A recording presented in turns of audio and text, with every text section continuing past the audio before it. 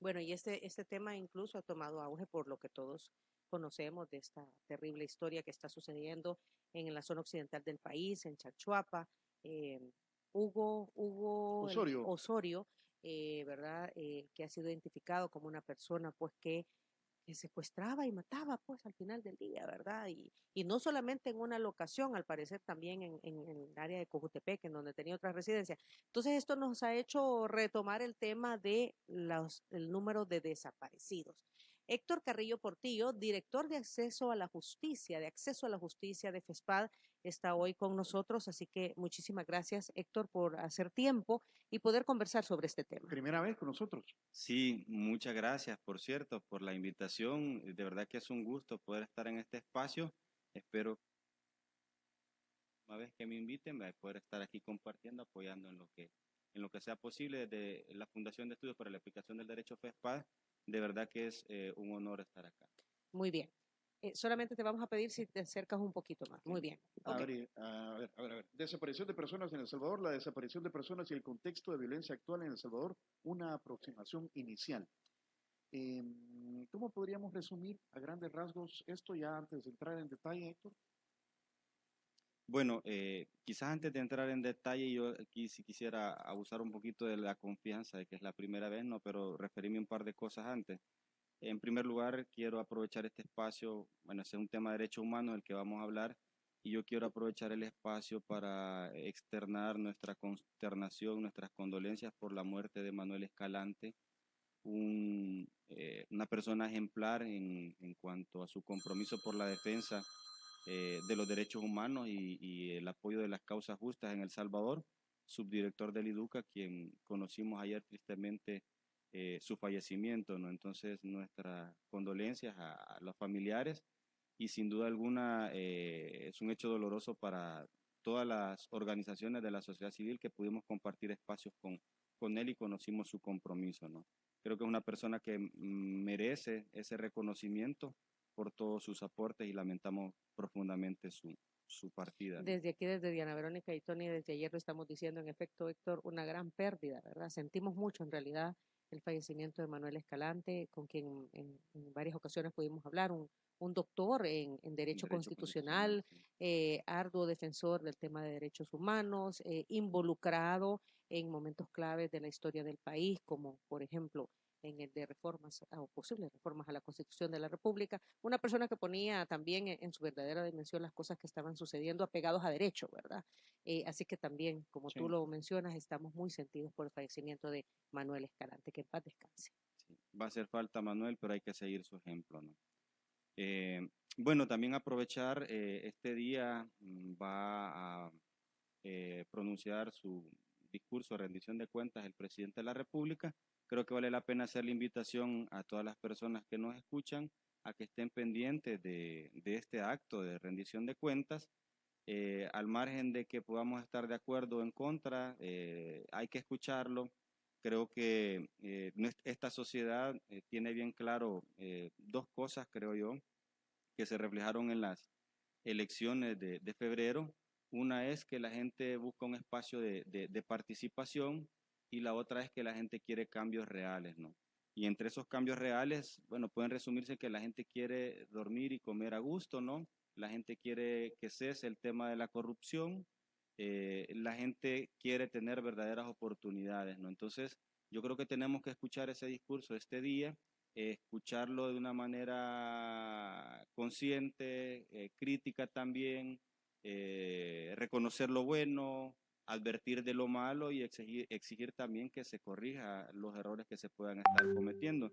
Eso se le debe exigir a cualquier funcionario o funcionaria pública, ¿no? Entonces, la población debemos de estar atentos y atentas este día a esa rendición de cuentas que debería ser un aspecto normal en la vida institucional del país, ¿no? Hay cadena nacional, 8 de la noche. Hay cadena nacional a las 8 de la noche, hay que estar atentos y atentas, ¿no? Eh, Además, quisiera aprovechar también, déjame echar la hora aquí, así, puros anuncios parroquiales, ¿verdad? Eh, Nadie cumple años ahora, Héctor. sí, no, Para... aprovechar también, lo que pasa es que hay cosas buenas y malas en el No, país, pero ¿no? dale. Un saludo también a las más de 50 delegaciones que están presentes en El Salvador en este evento deportivo de surf, ¿no?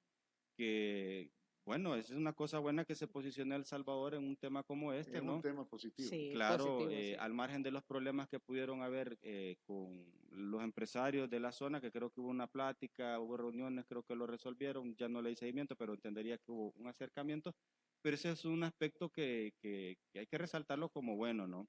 Y un saludo entonces a esas delegaciones y bueno, suerte también a los competidores salvadoreños, ¿no? Ojalá que podamos salir bien posicionados en este evento, ¿no? Tengo más anuncios, pero ya no voy a seguir con eso, ¿verdad? Los vamos a dejar para el final. Ah, vaya. Si Usted no, aproveche, si Héctor. no me va a cobrar aquí la publicidad, ¿verdad? Vaya, bueno, Ya, en ya- efecto... ya entrando en materia. Sí. Bueno, en efecto, recientemente FESPA sacó esta investigación sobre las personas desaparecidas en El Salvador, la cual tiene como objetivo poder visibilizar la problemática y hace un recorrido de los años 2014 a 2019 sobre la evolución de este fenómeno. Este estudio estuvo a cargo de la licenciada, la investigadora Janet Aguilar, ¿no? Una persona con amplio reconocimiento, con la colaboración de FESPAD, y implicó analizar justamente ese periodo de tiempo 2014-2019, ¿no? La investigación consta de 8 capítulos, ¿verdad? Donde se plantean antecedentes, el contexto que facilita el tema de las desapariciones, la dificultad para conocer el número, es decir, esta problemática de las estadísticas, que hay cifras de la policía, hay cifras de la fiscalía, se cuestiona si son reales las estadísticas de homicidios que año con año conocemos, en virtud de que el tema de los desaparecidos no hay claridad si son personas que han fallecido o no. Entonces se hace referencia a esa problemática también. Un aspecto importante que contiene la investigación, que está colgada en el sitio web de nuestra institución, de FESPAD, es la respuesta que el Estado da a esta problemática, sobre lo cual hay testimonios bastante desgarradores de familiares de personas desaparecidas. Y contiene una serie de recomendaciones, ¿no? Quizás saltándome un poquito el orden, yo quiero destacar que este tema de las desapariciones afecta a la sociedad en general e incluso revisando las cifras ya fuera de esta investigación, por eso digo que me voy a saltar, las cifras de personas desaparecidas que son vinculadas al tema de pandillas es bien mínimo. Y digo esto porque parte de lo que hemos encontrado es la estigmatización de las personas que van a dar cuenta de un familiar desaparecido o desaparecida. Y entre esa estigmatización se suele aludir a que quizás las personas están involucradas en algo negativo, ¿no? Aparte de otros estigmas como decirle, no, mire, quizás se fue con otra mujer o se fue con otro hombre. Ese tipo de respuestas hemos podido constatar, ¿no? La investigación implicó más de 30 entrevistas, se analizaron 23 casos de personas desaparecidas, se entrevistó a los familiares y eso arrojó elementos muy importantes, además de acudir a fuentes directamente de las instituciones. Se tuvo colaboración de la Fiscalía General de la República en este tema, se pudo entrevistar también a personal de medicina legal, y otros funcionarios, ¿no? Además de las fuentes de datos que nos fue proporcionada para elaborar esta investigación, ¿no? Bueno, el fenómeno de las desapariciones tiene larga data en El Salvador en distintos momentos, ¿no? Incluso la investigación remonta, aunque abarca ese periodo 2014-2019, pero abarca también o remonta como un antecedente histórico hasta 1930, que es cuando se da en nuestro país ese capítulo tan doloroso de la persecución de nuestros pueblos originarios, ¿no? Que derivó también en la desaparición de muchas personas en ese momento.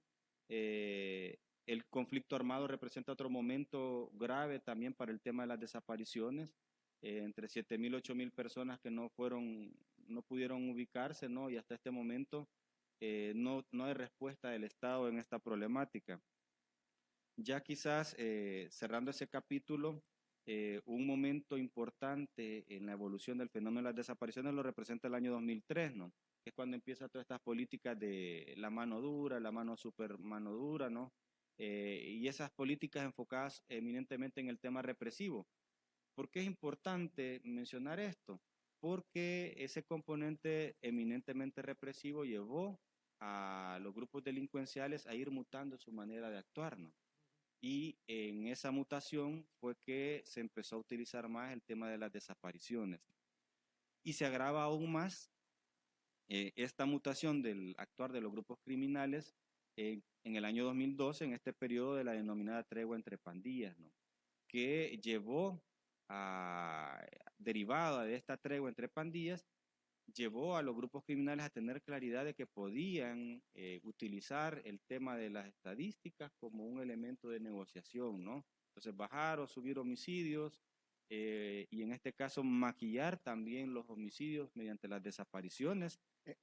Ahí quisiera detenerme en dos cosas, porque no recuerdo bien la fecha cuando han habido el último pico de asesinatos, pero creo que nos quedó claro que las pandillas pueden subir el volumen o bajar el volumen a voluntad de ellos, ¿verdad? Hay quienes dudan sobre el plan control territorial, no en la baja de homicidios, sino que en que efectivamente en los territorios haya soberanía del Estado, sí, ¿verdad? Porque el control sigue perteneciendo a los grupos delincuenciales.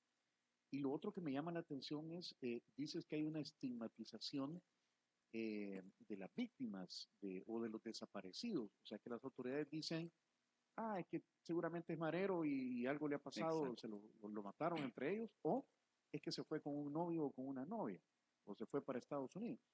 Entonces, esos dos elementos creo que siguen vigentes en esta problemática.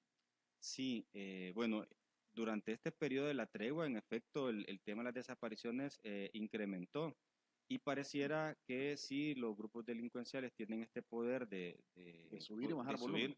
De hecho, durante el periodo de la denominada cuarentena, el mes de abril, si ustedes se acuerdan, fue un momento en el que abruptamente se rompió la tendencia de reducción de homicidios que se traían, ¿no? De 66 homicidios que se tuvieron en marzo del año pasado, abril sube a 145, ¿no? En esos días que se dieron como 80 homicidios, me acuerdo, en un lapso bien corto, y que llevó a incrementar o a aplicar estas medidas en los centros penales que fueron presentadas por el gobierno como reacción a esto, ¿no?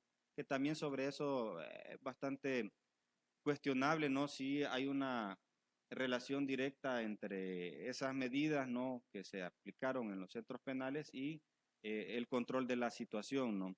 Pero en efecto está esa circunstancia del aumento o disminución de los homicidios por parte de los grupos delincuenciales, ¿no?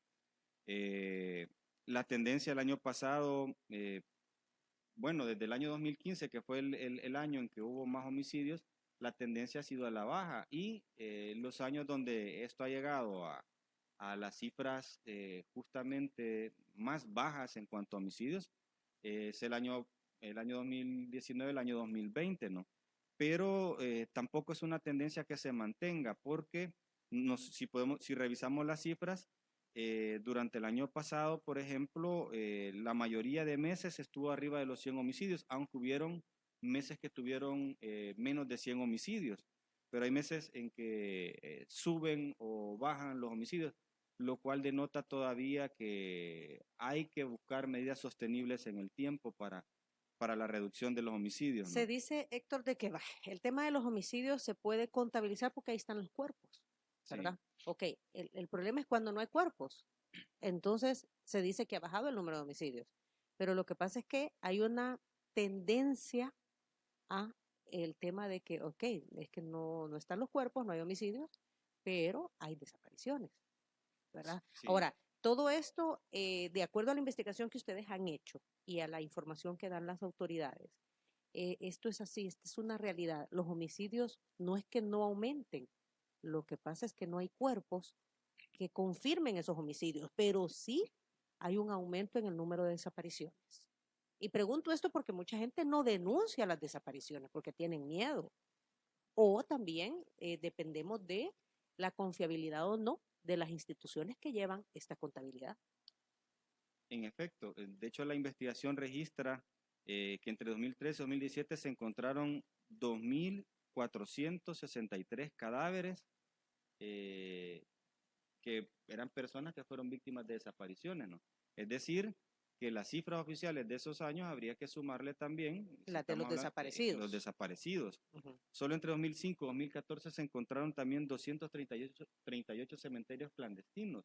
Es decir, este mismo fenómeno que ha pasado ahora en Chalchuapa, ¿no? Esto ha venido ocurriendo.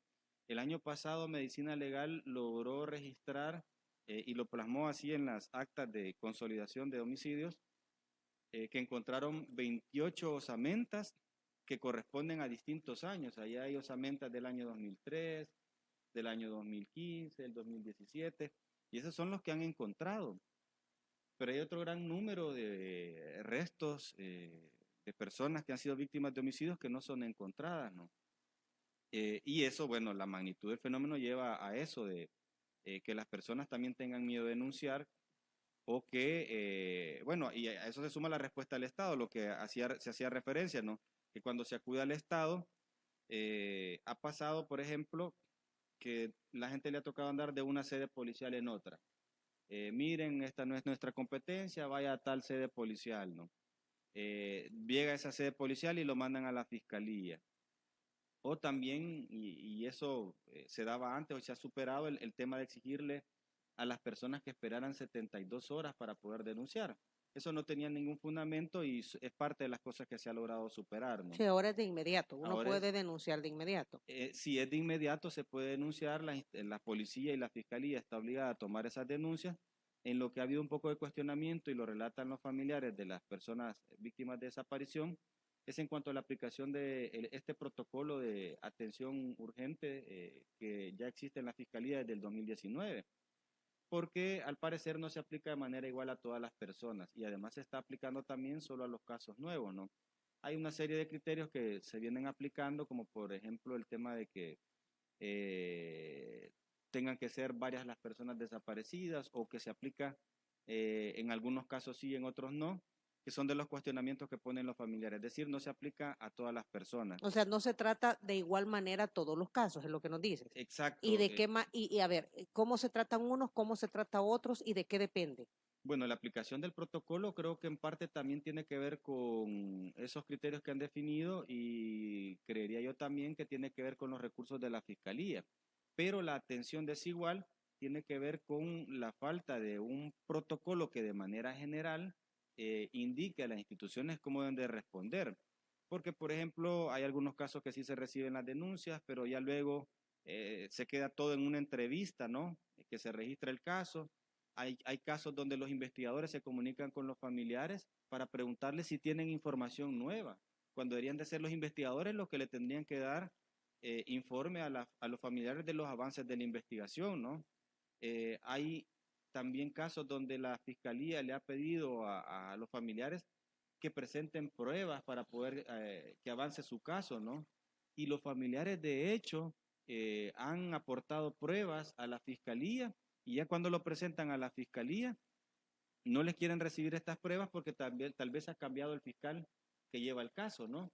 Y ahí están estancados los casos, ¿no? Algunos que se quieren archivar o se archivan sin que haya una respuesta sobre qué pasó con esta persona. O sea, no hay sentido de urgencia entonces, Héctor, y por el otro lado, no hay sentido de debo de resolver este caso.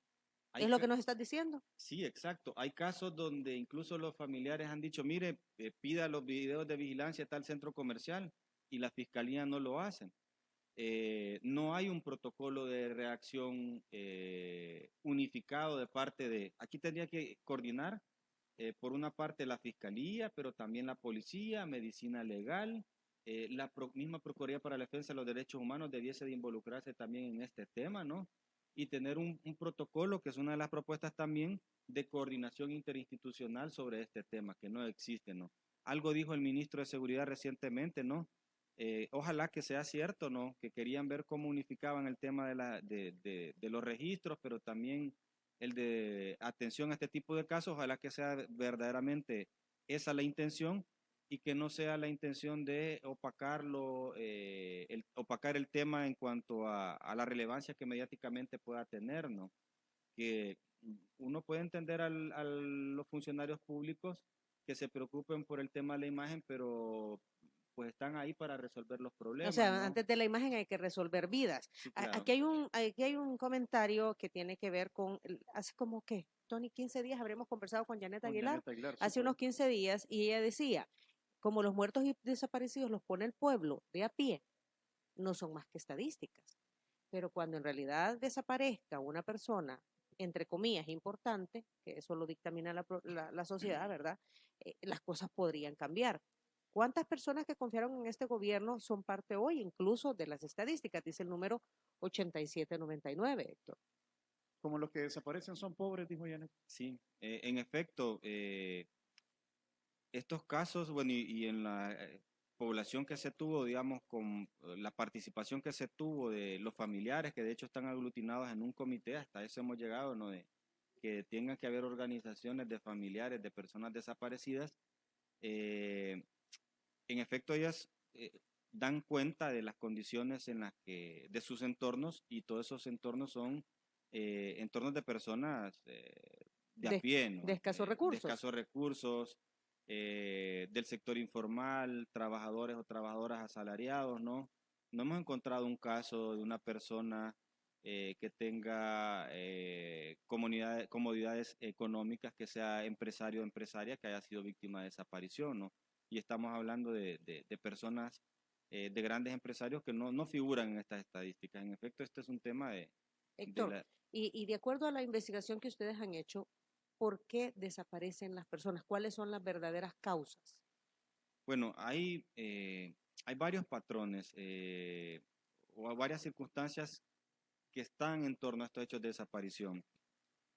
Muy variados. De hecho, hay un tema de género de por medio, incluso porque en el caso de las mujeres parece que son víctimas de desaparición, tanto para marcar o para demostrar el poder que tienen los grupos criminales sobre los territorios, incluyendo a las mujeres vistas como un objeto, ¿no?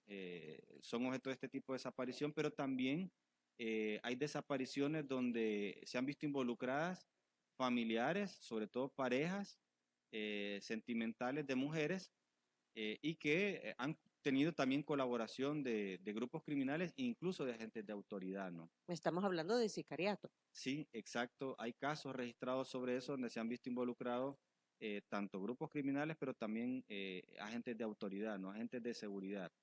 Eh, Esos son temas, el tema de las relaciones de pareja, pero también el tema de los territorios de los grupos criminales. El solo hecho de pasar de un territorio a otro territorio, y estamos hablando de sectores urbanos o rurales también, ¿no? Eh, Puede llevar a que una persona desaparezca por pertenecer a un territorio donde un grupo delictivo distinto es el que controla ese territorio, ¿no? Aunque yo no sea miembro de uno de esos grupos. De hecho, hay casos donde los mismos agentes de autoridad, y ese fue un caso muy sonado, ¿no? Donde elementos militares privaron de libertad a jóvenes, lo fueron a dejar a un grupo donde controlaba, un grupo criminal contrario al que controla el sector donde ellos pertenecían, y nunca se volvió a saber de ellos, ¿no? Entonces el solo hecho de moverse territorialmente entre uno u otro territorio puede ser causa de desaparición. Pero también la desaparición se ha visto como una figura delictiva que propicia la impunidad.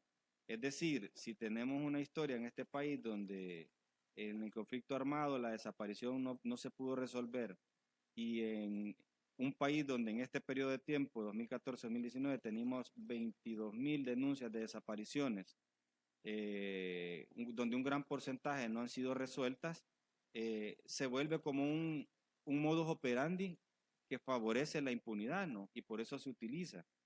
Y eso ha llevado a que sea utilizado no solo por los grupos criminales, por las pandillas, sino por cualquiera que quiera cometer este hecho delictivo, quiera cometer un homicidio y que quiera quedar en impunidad. Entonces el mecanismo es la desaparición, porque no hay registros, porque no hay una unidad que sea eficaz en cuanto a ubicar a las personas, y en la medida que no hay un cuerpo de una persona que fue objeto de un homicidio, pues las investigaciones dan pocas señales de quién es el responsable, ¿no? Entonces se ha visto como un elemento también que favorece la impunidad, Y ¿no? estamos hablando, Héctor, entonces como que ajuste de cuentas, tema de narcotráfico.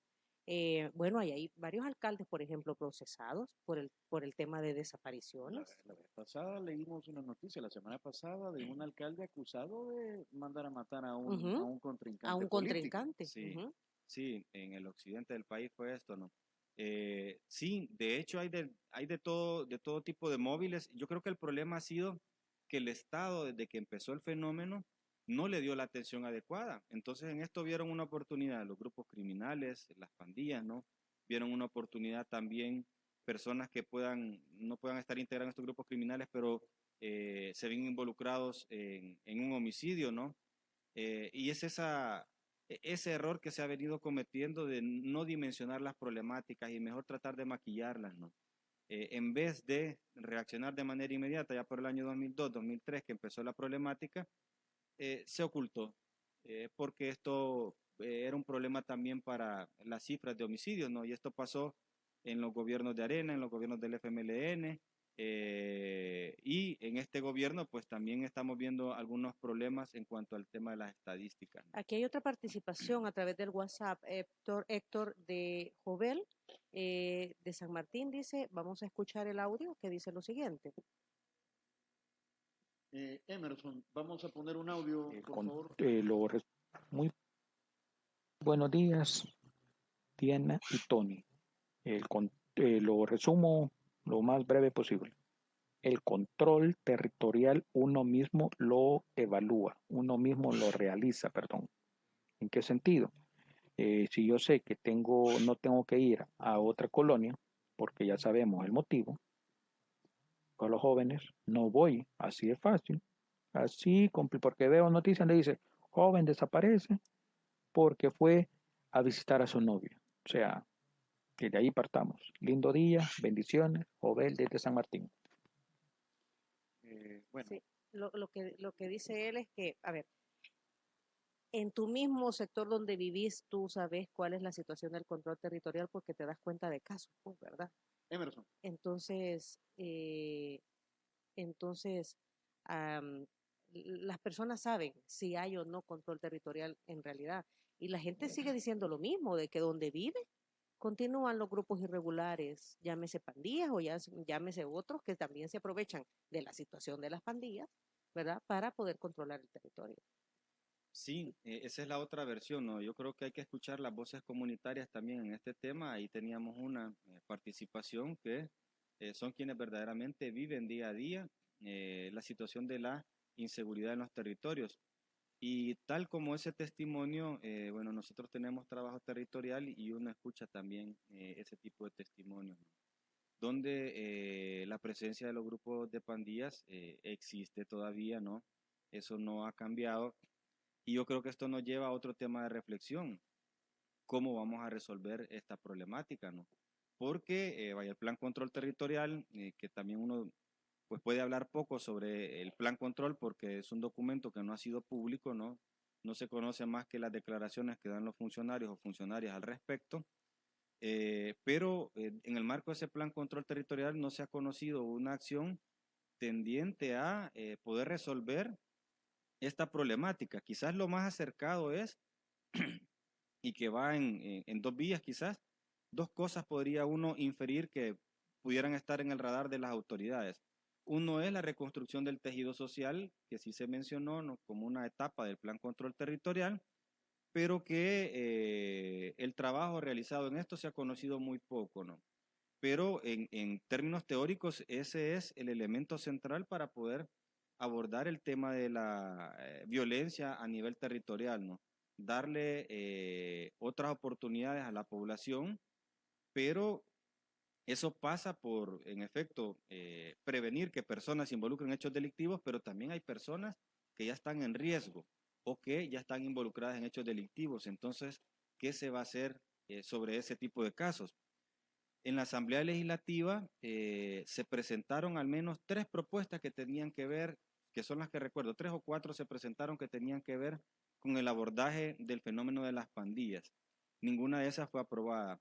A estas alturas y en un país que tiene más de 70,000 homicidios en los últimos 20 años, en un país que pasó de 7,800 personas privadas de libertad a más de 36,000 en 20 años, en un país que tiene más de 22,000 denuncias de personas desaparecidas entre 2014 y 2016, no tenemos una ley de prevención de violencia. O sea, no hemos creado una institucionalidad capaz de responder a esta problemática y andamos gobierno tras gobierno improvisando. Lo más elaborado que se conoció, por lo menos en términos teóricos, porque en la práctica no fue lo que se dijo o lo que se planificó hacer, fue el Plan El Salvador Seguro, que tenía componentes bastante claros, tenía indicadores, habían fondos destinados a ejecutar el plan, pero que en teoría iba a ser el 74%, se iba a invertir en prevención, que desde la perspectiva de FESPAD debe ser a lo que se le debe apostar, pero en la práctica se invirtió, si al caso, alrededor del 30% en materia de prevención. Y digo si al caso se invirtió eso porque algunas de las cosas reportadas en materia de prevención realmente no eran cosas que tuvieran impacto en los territorios y se reportaron como tema de prevención, ¿no? En la actual gestión gubernamental es muy bueno que se hable de la reconstrucción del tejido social, pero hace falta todavía para eso una institucionalidad adecuada, un marco normativo apropiado. De hecho, la Asamblea Legislativa, no obstante que habían propuestas al respecto, ha mandado a archivar esa iniciativa y otras iniciativas que son importantes para la población. De hecho, yo quiero aprovechar, hacer el llamado al presidente de la Asamblea Legislativa, bueno, y a las distintas comisiones, ¿no?, a que debieran de abrir un espacio de interlocución con la sociedad civil, porque se han archivado recientemente propuestas importantes para la sociedad, que no es cierto que estuvieran desfasadas. Había una ley de defensores de derechos humanos, una ley para la protección de periodistas, que no creo que sea una cosa desfasada, una ley para garantizar el derecho a la identidad de género, que tiene que ver con estándares internacionales dictados incluso por la Corte Interamericana de Derechos Humanos, que se mandó al archivo. De hecho, hubo un reclamo muy importante que hizo la población LGTBI sobre ese tema recientemente, ¿no? Hay también la ley del agua que se ha mandado a archivar. Es decir, yo creo que la correlación legislativa tiene todo el derecho de plantear su agenda, pero debe también tomar en cuenta la agenda de la sociedad civil, ¿no? Y abrir un espacio de interlocución con la sociedad civil para abordar estos temas. Eso de estar mandando al archivo todos los expedientes creo que ha sido un error, pero que debe de solventarse, ¿no? Entonces, el punto es que a estas alturas no tenemos un marco legal para la prevención de la violencia que le dé una respuesta al fenómeno de las pandillas, más allá del tema represivo que debe existir, pero incluso la Sala de lo Constitucional, en aquella sentencia en donde resolvió el nombramiento de David Munguía Payés, si se recuerdan. Como ministro de Justicia. Exacto, en esa sentencia hizo un llamado y reguló el tema de que debe haber una política criminal que le dé prioridad al tema de la prevención sobre la represión que debe existir, y la prevención debe estar articulada de manera adecuada, porque si no, no estamos haciendo nada, estamos llenando las cárceles de personas privadas de libertad, pero las causas de la violencia no las estamos resolviendo. Por ejemplo, desde FESPAD no están viendo esfuerzos suficientes. Hoy cumple 2 años el actual gobierno.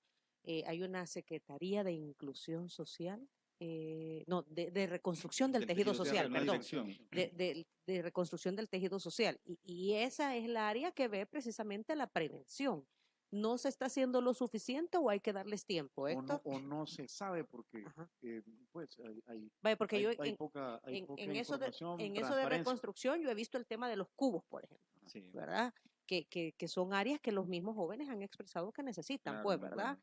Y que son, está comprobado también que son disuasivos de la violencia. Eso es lo que se conoce, no sé qué más estar haciendo. Hace falta transparencia en lo que se está haciendo, por una parte. El plan control territorial no se conoce. No existe, por ejemplo, si nos vamos al tema penitenciario, no existe una evaluación de la política penitenciaria. Es decir, se menciona que se están impulsando programas y esto, pero no, de hecho nosotros como FESPAD pedimos que se nos proporcionase cualquier documento donde hubiese una evaluación de la política penitenciaria. ¿Se acuerdan ustedes que a final del gobierno anterior se lanzó una política penitenciaria? Que no hay un documento nuevo en sustitución de ese. Entonces tendría que haber un seguimiento a eso. ¿Por qué traigo a colación eso? Porque si vemos quiénes delinquen, si ustedes analizan las características de la población privada de libertad, el 97% de esa población jamás pudo llegar a la universidad. Alrededor de, si mal no recuerdo, el 70 y algo por ciento no pudo acceder a bachillerato. Traigo esto para destacar que hay una relación entre la falta de acceso a la educación y cometer hechos delictivos. Y a la par de eso podríamos poner también el hecho de que no haya suficiente acceso al empleo. El 70% está en el sector llamado informal, ¿no? Entonces, esos son, solo por mencionar, dos elementos que tienen que ver con las causas de la violencia. Entonces, hace falta transparencia para saber cómo estas cosas, solo porque he mencionado dos, están reflejadas en las políticas públicas que se puedan estar impulsando. Y las políticas públicas, en la materia que sea, en ese ciclo de políticas públicas, se incluye la participación de la ciudadanía.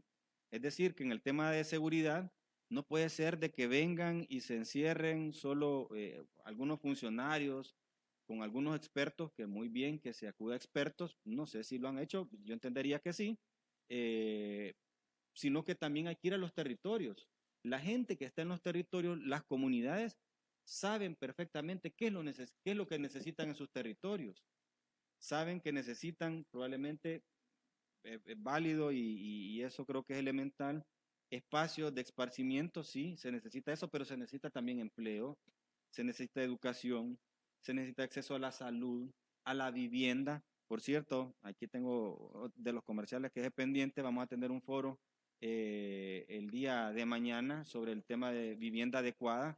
Hay sectores viviendo de manera irregular, que hay que resolverle esa situación a la población. Entonces las comunidades saben que tienen esas necesidades y eso no sabemos cómo lo pueda estar tomando en cuenta el gobierno. Y aparte de la transparencia viene el otro elemento, le hace falta interlocución con la sociedad en general, con la sociedad civil. Interlocución a nivel local, interlocución también con organizaciones que tienen experiencia abordando estos temas. Aquí quisiera hacer el llamado a no menospreciar, porque hemos escuchado dentro de esa tendencia que ha mantenido el gobierno de dicotomizar el espectro político y social entre buenos y malos. Creo que ahora que se tiene el control de la Asamblea Legislativa, de la Corte Suprema de Justicia, de la Fiscalía General de la República, parece que la idea para mantener esta dicotomización ha sido de generar polémica con las organizaciones de la sociedad civil, que tienen experiencia en muchos temas. Digo, porque ha habido recientemente toda una campaña para auditar a las organizaciones. Está bien, hay que hacerlo. De hecho, es bien curioso porque las organizaciones que reciben fondos públicos, FESPAD no está en esa condición. FESPAD no ha recibido nunca. No hemos recibido fondos públicos en ningún momento, ¿no? Pero las instituciones, las organizaciones que reciben fondos públicos quedan sujetas a las auditorías de la Corte de Cuentas y de hecho las hacen. Entonces, no es que no haya habido una auditoría y desde la misma sociedad civil se ha puesto en evidencia casos donde hay irregularidades en torno a algunas organizaciones de la sociedad civil vinculadas a algunos actores políticos, ¿no? Digo esto con la idea de que no todas las organizaciones de la sociedad civil, no todas las ONGs están en esta circunstancia, pero desde la lógica del gobierno pareciera que sí. Entonces, menciono esto porque hay experiencias importantes de la sociedad civil en muchos temas. Por ejemplo, en el tema de desplazamiento forzado, tenemos una ley de desplazamiento gracias al trabajo de la sociedad civil, que vino hablando de ese tema reiteradamente. De hecho, fue la sociedad civil la que promovió ese amparo que terminó en una sentencia que ordenó emitir esa normativa. A la misma sociedad civil y ya en este gobierno se estuvo acudiendo para poder elaborar el protocolo de atención que debe de existir en el marco de esta ley. Se vino el tema de la pandemia, ya no se pudo avanzar, no hubo convocatoria ya sobre esos espacios, pero es la sociedad civil la que ha tenido experiencia en ese tema del desplazamiento forzado. En este tema de las desapariciones, tiene experiencia el Comité Internacional de la Cruz Roja, creo que tiene experiencia, tiene algún trabajo sobre esto. Hay otras organizaciones que lo vienen trabajando. Está esta investigación de FESPAD, ¿no? Sobre este tema. Hubo una propuesta de ley de atención a víctimas, me imagino que la han de haber mandado al archivo también, que se construyó de manera colectiva con las organizaciones que tienen experiencia atendiendo a víctimas. Hay una dirección de atención a víctimas que hoy está más ausente que nunca, ¿no? No se sabe en qué está trabajando. Se abrieron varias oficinas de atención a víctimas, pero que ya no hay ninguna información sobre cuál ha sido la evolución. No se le dio seguimiento. Y estas eran dependían del Ministerio de Justicia y Seguridad Pública, Son ¿verdad? dependencias del Ministerio de Justicia, en efecto. Deberían de estar atendiendo, entre otros temas, a las víctimas de desplazamiento, a las víctimas de desaparición, ya sea forzada o desaparición por particulares. Deberían de estar atendiendo a las víctimas de la violencia, a las víctimas de violencia armada. Bueno, el caso de Panchimalco de la semana anterior, por ejemplo, ¿cuántas familias fueron? Fíjate que son 30 familias aproximadamente, de ahí nunca se supo si realmente hubo un tiroteo, porque se hablaba de 6 personas que habían perdido la vida, de eso ya no se dijo nada. Entonces, esta oficina precisamente de atención a víctimas de desplazamiento era eso, era precisamente eso. O sea, falta mucha información. Aquí hay un comentario de W. Lemus, Tony, que dice que si se da a conocer la estrategia del Plan Control Territorial es exponerlo a los delincuentes y de nada serviría, porque es ponerlos en sobreaviso. O sea, es el argumento que él, de acuerdo a él, da el gobierno, ¿verdad? Para no sobreavisar, pues, a los delincuentes sobre lo que está haciendo el Plan Control Territorial en el tema de represión. Sí. Pero en el tema de prevención, pues, debería de. Es válida la preocupación del amigo o amiga ciudadana. Veremos, sí. Pero lo que sucede es que cuando hablamos de transparentar y dar a conocer el Plan Control Territorial, no tienen por qué darse a conocer los planes que de manera operativa van a implicar la aplicación de ese Plan Control Territorial, sino los componentes que abarca. Por ejemplo, si está incluido el componente de prevención de la violencia, si tiene un componente de rehabilitación y reinserción, si tiene un componente de represión, que debe de haberlo, si tiene un componente de atención a víctimas, y si esos componentes tienen indicadores, porque para darle resultados a la población, usted tiene que, en lo que sea, tiene que partir de un punto, una línea de base. ¿Cómo estamos cuando asumimos el gobierno y cómo queremos o creemos o nos proponemos que vamos a estar cuando salgamos del gobierno? Eso es la necesidad de indicadores, es decir, cuál va a ser el parámetro de medición para saber que vamos avanzando en la aplicación de ese plan de seguridad o ese plan control territorial.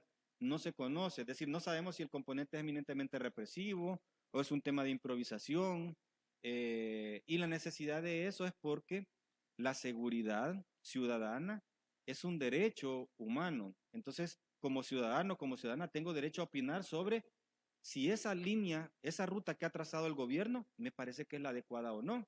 O me está trayendo beneficio o no. O no. Si en mi territorio, en ese plan yo lo veo reflejado. Ah, sí, en ese plan está reflejado que van a mejorar en el tema de prevención, van a mejorar el tema del acceso a la educación, por ejemplo, o van a priorizar dar fuentes de empleo. Eso me sirve en mi territorio. Yo puedo decir eso, ¿no? La gente tiene derecho a opinar sobre eso. No solo estar siendo la víctima de la desaparición, de la violencia armada o del desplazamiento, ¿no? Héctor, nos quedan 8 minutos de entrevista y lo que quisiera saber es si a raíz del caso de Chalchuapa, que ha encendido las alarmas sobre esta situación de las desapariciones, ¿tienen ustedes conocimiento que se estén mejorando los protocolos de atención? O si ya ahora que tanto Fiscalía como PNC, ¿cómo lo digo? Pero están trabajando, se llevan mejor, porque... Bueno, hay nuevos funcionarios, hay un nuevo ministro de Justicia, hay nuevo fiscal general de la República. Entonces, que es más cercano a la PNC y al gobierno. Entonces, se podrían articular mejor. De hecho, esa es una de las recomendaciones que está contenida en la investigación, la necesidad de articular mejor a la Fiscalía, a la Policía, a Medicina Legal también. Medicina Legal, de hecho, alguien de Medicina Legal nos contaba, incluso ya fuera de la investigación, de un método bastante rudimentario que tienen para saber si un cuerpo encontrado en Oriente, si podría haber pertenecido a una persona reportada como desaparecida en Occidente, ¿no?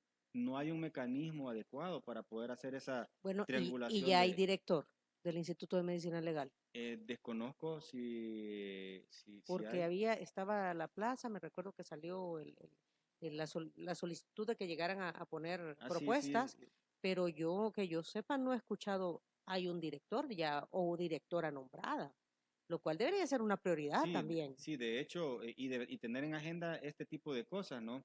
De cómo utilizar las tecnologías para mejorar la atención en este tipo de casos.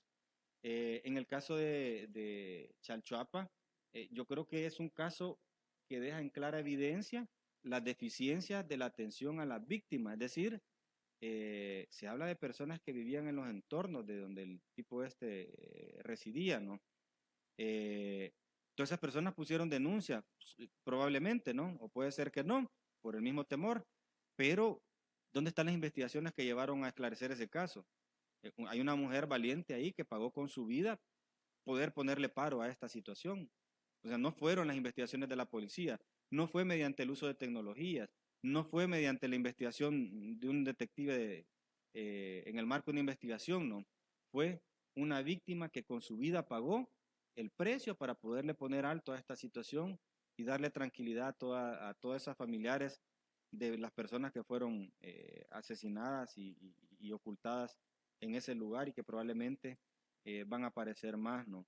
Entonces eso demuestra la ineficiencia de la investigación de la Fiscalía, la falta de coordinación y la mala atención que se le da a los familiares de víctimas de desaparición en todos los ámbitos, en la investigación penal, pero tampoco no hay ninguna atención de carácter psicosocial para estas personas. Hay temas ahí, desde el impacto emocional, que ha de ser terrible, yo no me imagino cómo sobrellevar esa situación, hasta temas incluso de, por ejemplo, una persona desaparecida, cómo queda su crédito en el Fondo Social de la Vivienda, dónde reside su familia, cómo quedan sus obligaciones, ¿verdad? Que se le vienen a cargar hay una variedad de temas. Otra de las recomendaciones, y se la extendemos a la Asamblea Legislativa, es la de emitir una ley para justamente estandarizar la atención que se le da a las víctimas de desaparición forzada, de desaparición, a los familiares y las investigaciones que sean estos casos. Y como FESPA nos ponemos a las órdenes de todas las instituciones para poder colaborar en lo que sea necesario y aportar los elementos que podamos tener, ¿verdad? Si políticamente no conviene hablar de cifras altas de inseguridad, ¿por qué los gobiernos de turno en realidad nunca han hecho lo que les corresponde? ¿Por qué no hay un compromiso real? ¿Por qué no ha habido un compromiso real? Hace falta el compromiso, pero también más que eso, o a la par de eso, más bien, el papel de Contraloría de la Población, porque todo funcionario, por buenas intenciones que tenga, necesita siempre, ya sea para impulsar lo que quiera impulsar, el acompañamiento de la población, pero también para evaluar si es efectivo lo que está haciendo, necesita el acompañamiento de la población. Y también para cuando se equivoca, necesita el ojo crítico de la población. Debiera de ser una acción del buen gobierno, sujetarse y promover la Contraloría de las mismas acciones que yo estoy impulsando como funcionario o funcionaria pública, porque me ayuda a darme cuenta cuando me estoy equivocando. Un funcionario, una funcionaria, y eso nos pasa a todos en la vida, ¿no? Si alguien no nos dice que nos estamos equivocando, creemos que estamos haciendo Héctor, bien las pero tú cosas. mismo dices, se han creado hasta una asociación de familiares de desaparecidos, hasta eso ha llegado la sociedad civil. Pero, a ver, la posición es, bueno, ¿y las autoridades por qué no responden? El caso de Chalchuapa, tú ya dices, dejó en evidencia que el sistema no da respuesta al tema de las desapariciones y asesinatos. Entonces, este tema, ¿por qué no se toma con la magnitud que debería de tomarse? Es que no solamente son estos grupos irregulares llamados pandillas, estos grupos otros de delincuencia, de tráfico de drogas, ¿hay otros sectores involucrados en todo esto? Lo que sucede es que también del tema de todos los indicadores de seguridad o de inseguridad, se ha venido haciendo una instrumentalización. Este nivel de desapariciones que tenemos es producto de eso, de un manejo de carácter político de la problemática, no de un manejo de carácter técnico, de responsabilidad como funcionario o funcionaria, Y quizás aquí cabría o valdría la pena hacer el llamado a los funcionarios actuales de seguridad a que no caigan en ese error de tratar de instrumentalizar este tipo de hechos, ¿no? Es decir, hay que afrontarlos y hay que afrontarlos de cara a la población, con el acompañamiento de la población y siéndole franco a la población. Yo creo que eso es lo más sano para la construcción de institucionalidad, que hoy más que nunca vemos que necesita esfuerzos de parte de la sociedad. Como investigador de FESPAD, ¿cómo calificas estos 2 años de gobierno? Bueno, son 2 años que la verdad están cargados de incertidumbre. Digamos, no obstante de que hay un manejo, hay una política comunicacional bastante buena que tiene su efecto en la población, pero lo cierto es que el ejercicio del poder del gobierno debe tener como norte principal la construcción de institucionalidad democrática. Y cuando hablamos de construcción de institucionalidad democrática, no hablamos solo de que esto implique garantizar el voto en el evento electoral, sino de instituciones, de crear instituciones que actúen apegados a la ley, a la Constitución y a la ley. Yo destacaría como principal deuda del actual gobierno el debilitamiento institucional. Y esto lo vimos con lo acontecido el 1 de mayo, donde se destituyó a los magistrados de la Sala de lo Constitucional, con la destitución del fiscal también, y no es que uno esté defendiendo a las personas que ocupaban esos cargos, había muchas cosas que tenían como tareas pendientes, pero la manera en que se hizo no fue la correcta. Y el problema es que eso da pie a que este tipo de cosas se repita. Entonces, en cuanto a institucionalidad, hay bastantes deudas. En cuanto a transparencia también, ¿no? Hemos visto distintas acciones que dejan mucho que desear en materia de transparencia. Creo que son 2 temas fundamentales para la construcción democrática. Yo solo quiero hacer una reflexión en torno a eso de la manera de ejercer el poder. Una persona podrá tener las mejores intenciones del mundo y puede ser de que sea consecuente con esas buenas intenciones y hacer cosas muy buenas. Pero si todo lo basamos en esa persona, ¿qué va a pasar el día que esa persona ya no esté? Por eso es importante construir institucionalidad, porque las instituciones tienen larga duración, las personas tenemos un carácter temporal bastante limitado y no dan garantías de que a mis hijos, a los hijos de mis hijos, se les vaya a dar mejores condiciones de vida, se les vaya a garantizar la defensa de sus derechos, el acceso a todos aquellos elementos que son necesarios para dar cumplimiento a los derechos. Entonces yo destacaría como una debilidad del actual gobierno el tema de la construcción de institucionalidad, ¿no? Yo creo que por ahí. Ok, son las 9 de la mañana con 1 minuto. Agradecemos también a todas las personas que han estado participando a través de la transmisión de Facebook Live, de nuestro número de WhatsApp. Igual son inquietudes que hemos trasladado a Héctor Carrillo, quien es miembro de la Fundación de Estudios para la Aplicación del Derecho FESPAD. Muchas gracias, Héctor. Ya conoces el camino. No hizo ¿verdad? falta ningún anuncio. Otro anuncio parroquial.